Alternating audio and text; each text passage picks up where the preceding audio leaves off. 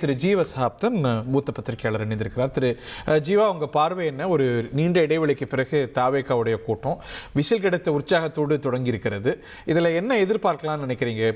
ஒரு கூட்டணி குறித்த அறிவிப்பு இல்லை, அதுக்கான திசை இருக்கும்னு நினைக்கிறீங்களா? ஏதாவது ஒரு முக்கிய அறிவிப்புகளை வெளியிட வேண்டிய ஒரு நிலையிலையும் அந்த கட்சி இருக்கு as elections are closer. Vijay அவர்களை பொறுத்தவரையும் தேர்தல் நிலைப்பாடு அப்படிங்கிறத அவர் திமுகவோட கூட்டணி வைக்க மாட்டேன், பாஜகவும் கூட்டணி வைக்க மாட்டேன்னு சொல்றாரு.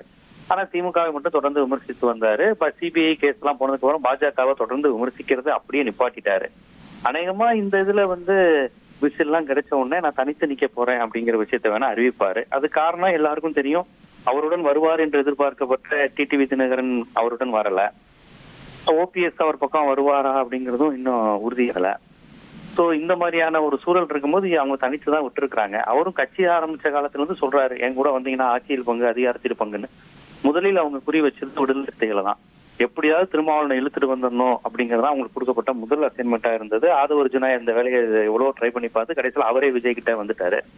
அடுத்தது எப்படியாவது காங்கிரஸ் கட்சியை தாவேகாவோட சேர்க்கணுங்கிற முயற்சியும் தொடர்ச்சியா நடைபெற்றது. அவர் ராகுல் காந்தி அதற்கான இடம் தரல. ஆனா இப்ப வரையும் அதுக்கான பாக்குறீங்களா நீங்க? ஏன்னா திரு செல்வப்பிரந்திகை சொல்லும் போது கூட கூட்டணி நிலைப்பாட்டை தலைமை தான் எடுக்கும் அப்படிங்கிறாரு. சோ அது ஒரு அன்டிசைடட் விஷயமா பார்க்க முடியாது.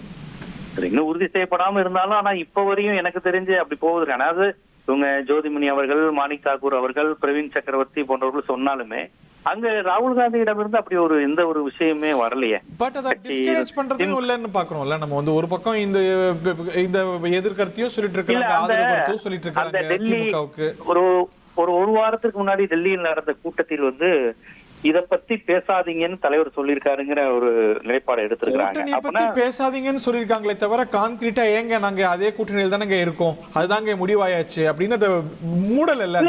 அவங்க கூட்டணியில தானே இருக்கிறாங்க. கூட்டணியில கூட்டணியில இருக்கிற ஒருத்தவங்க இருக்கிறோம்னு சொல்ல வேண்டிய அவசியம் இல்ல. அதே போல கூட்டணியில தான் இருக்கிறாங்க அப்படின்னா கூட்டணி முடிவை தலைமை எடுக்கும்னு அறிவிக்க வேண்டிய அவசியமும் இல்லையா?